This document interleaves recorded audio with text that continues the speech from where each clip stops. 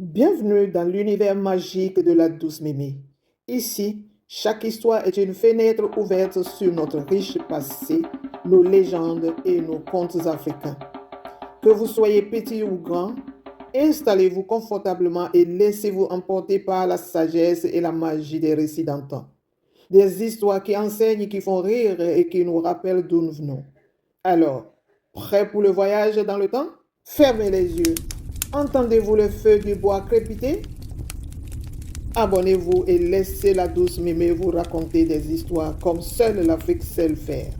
Aujourd'hui, je vais te raconter pourquoi dans un village, un seul verre d'eau refusé a tout asséché. Il y a très longtemps, dans un village paisible niché au creux des collines rouges, l'eau ne manquait jamais. Les rivières chantaient, les arbres dansaient et les champs portaient des fruits et des céréales en abondance.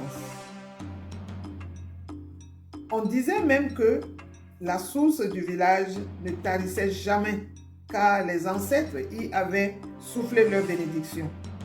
Un jour, alors que le soleil tapait fort, un étranger aux vêtements très poussiéreux arriva au village. Il frappa à la porte de plusieurs cases pour demander un peu d'eau. Partout, on lui offrit une calebasse, un sourire et un mot aimable. Sauf qu'un jour, il arriva chez un homme nommé Kokou, dont la fille gardait la maison ce jour-là. L'étranger, fatigué, frappa doucement. « Petite sœur, je suis assoiffé. Pourrais-tu me donner à boire ?»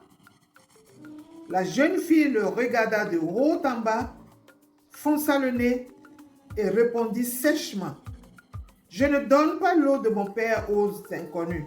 Va-t'en !»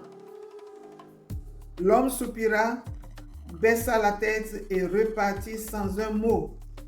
Il traversa le village et disparut dans la poussière du chemin. À partir de ce jour-là, quelque chose changea.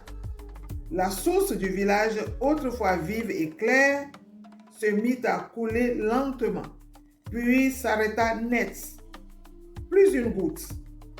Les feuilles jaunirent, les cultures fanèrent. Les enfants tombaient malades, les anciens gémissaient de soif. On pria, on fit des offrandes, mais rien. Les aînés du conseil décidèrent de consulter le devin. Celui-ci, après une longue méditation, parla d'une voix grave. La source ne s'est pas tarie par hasard. Quelqu'un, un jour de chaleur, a fermé la porte de son cœur à un voyageur. C'est ce geste qui a fermé le robinet du ciel. On chercha, on interrogea, et bientôt la vérité éclata.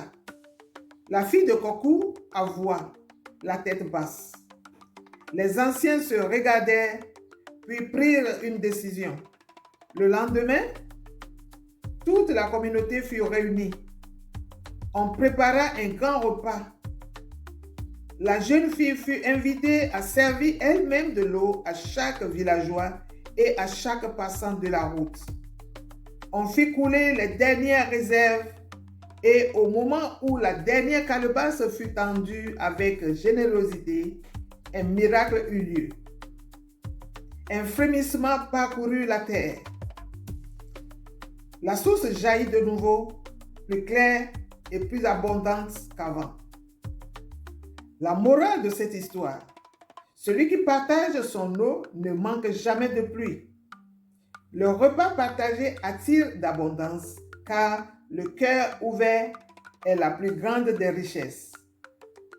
Un cœur fermé assèche les rivières, mais une main tendue fait jaillir la vie. Si tu as aimé cette histoire racontée par la douce Mémé, n'oublie pas la prochaine fois que si quelqu'un frappe à ta porte, ce n'est peut-être pas un inconnu, mais une bénédiction qui cherche un peu d'eau. N'oublie pas aussi que la parole de Dieu nous dit: tel qui donne libéralement devient riche, et tel qui épargne à l'essai ne fait que s'appauvrir.